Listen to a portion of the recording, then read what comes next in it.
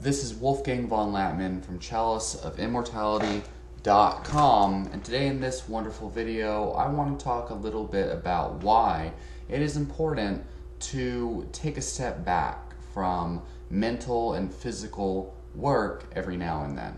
So after about, maybe 2 or 3 months of intense work, depending on how intense it is, you might want to take about 5 to maybe 30 days off, or at least lower the volume of workload that you're going through. This is very, very important, and I'm going to explain why in this video. Okay, this is all about adaptation and how we can maximize our progress without getting burnt out, which a lot of people seem to have that problem. So I wrote a little outline for this video to help me articulate my point in the most effective way possible. After weeks, months, or years of consistent persistence, working hard and progressing with a goal or a few goals, eventually you might feel overstimulated, overwhelmed, fatigued, or burnt out. This goes for really any kind of physical or psychological work. In both contexts, mental and physical, the body builds up stress that it needs to recover from. And after recovering from this stress, the body and mind become stronger. It builds adaptations and can take on even more work after the recovery has taken place. This is how progress is made. You put the mind and body through stress, greater stress than it's used to, for extended periods of time. You make progress, you learn new skills, and fatigue and stress accumulates over this time. Once you've made a decent amount of progress, you become fatigued and or stressed. It is then that the body must take some time to recover and take a step back. It is then that the body will create adaptations. The most effective adaptations. Taking 5 days to a month of a layoff from whatever work you were doing is usually enough for the mind and body to recover, repair, and build full adaptations to all the work you put it through while taking long periods of action. Only through providing the mind and body with the proper stimulus for adaptation, that means hard work and taking action, whether that's in your career or in some kind of project you're doing, or with your workouts and exercise routines.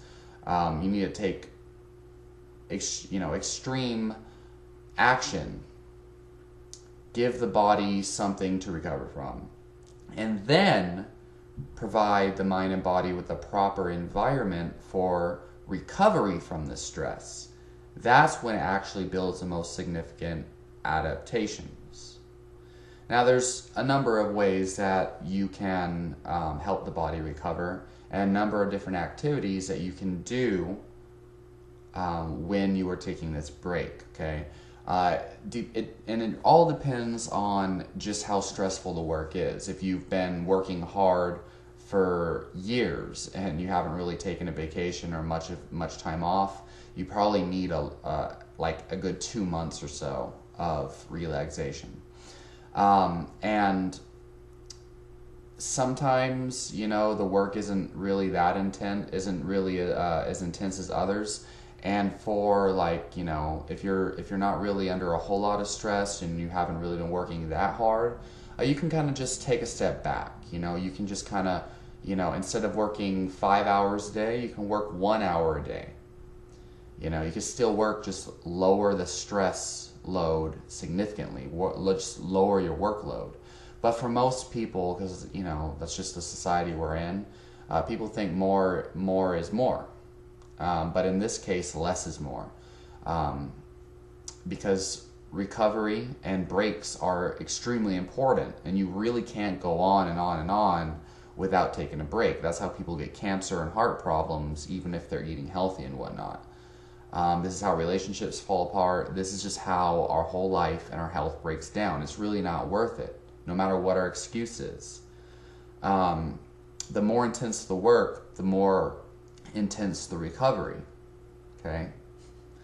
So it really depends on how much of a tolerance you have to the workload and how intense the work was, etc.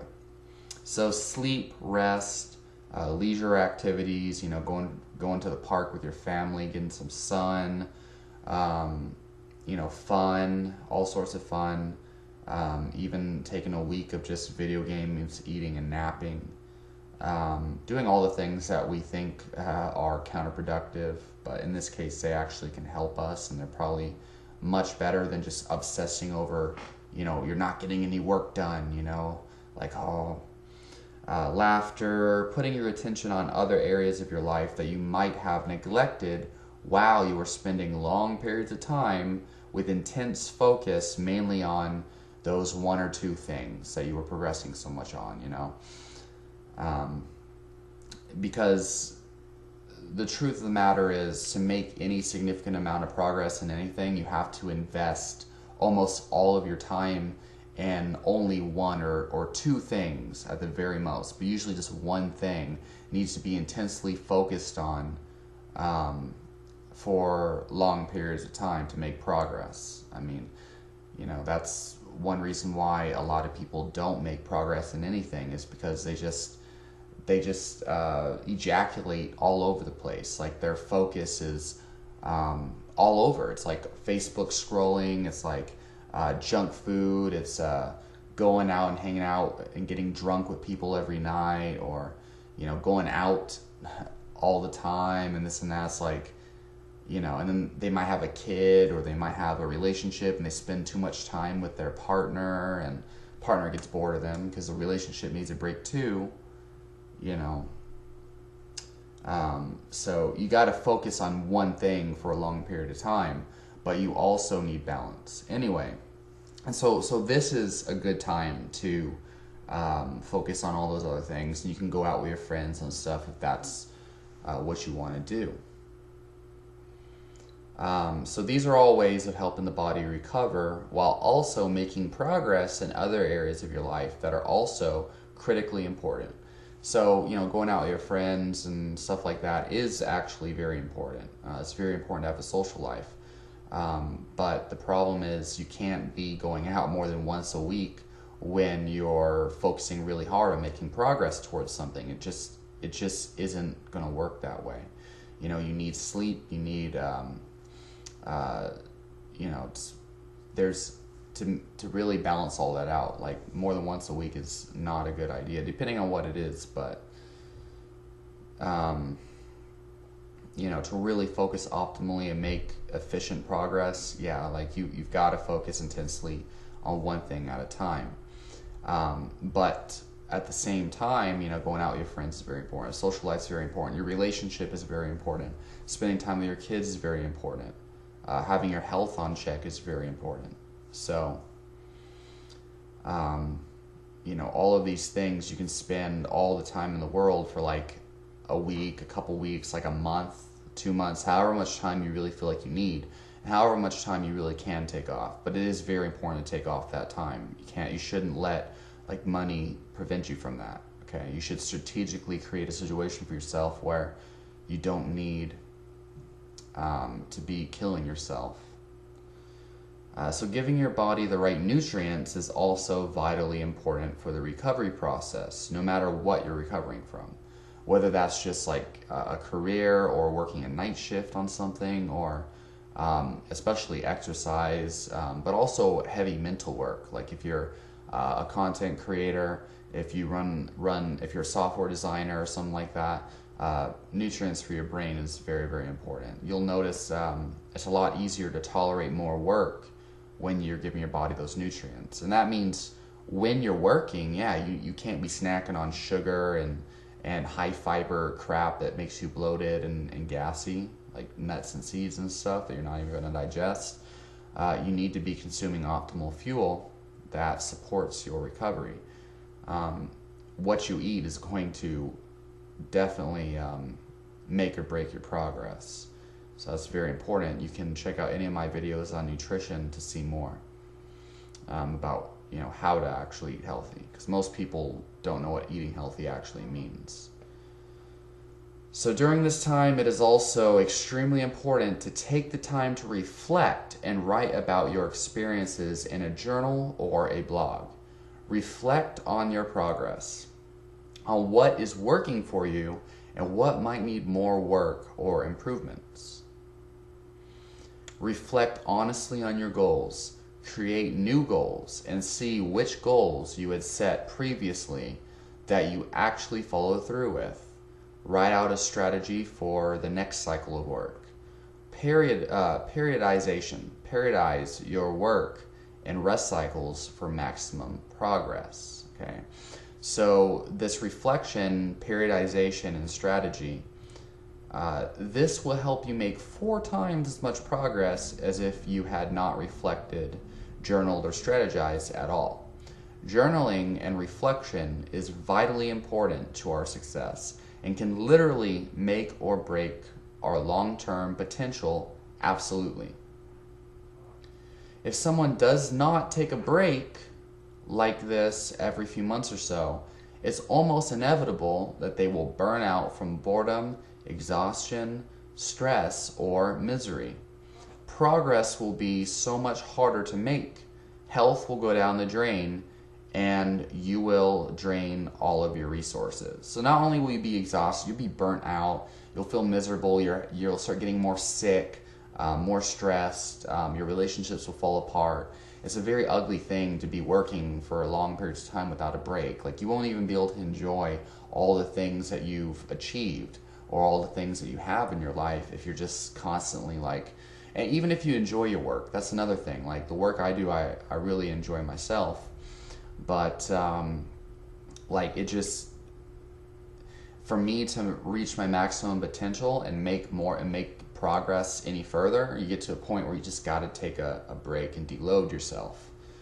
Another thing is that your best ideas on how to move forward and how to evolve whatever projects you're doing, they are going to come during this break. Okay. This is the thing with a lot of content creators, a lot of musicians and stuff. Like, they're just hard at it for so long. Like, even content creators like Dragon Ball Z, the people who created Dragon Ball Z, for example. I know I'm going nerd on people's asses, but this goes for any kind of television show, really.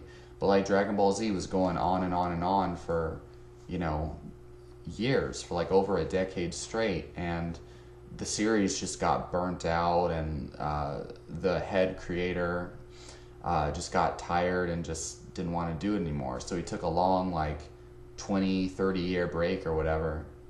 Or yeah, I guess it was a 20-year break. And then finally he comes back and creates a new series or whatever, and he seems to have fresh ideas and whatnot. But this is very, very common, and you have to consider this. Because if you don't, you're going to burn out, and like me right now, I'm actually creating outlines and stuff like that. It's not something that I did before, but so it's also vitally important to understand that we can only focus effectively on 1 or 2 at the most, but usually only 1 main things at a time in our lives, with a few side projects to a lesser degree. Strategic periodization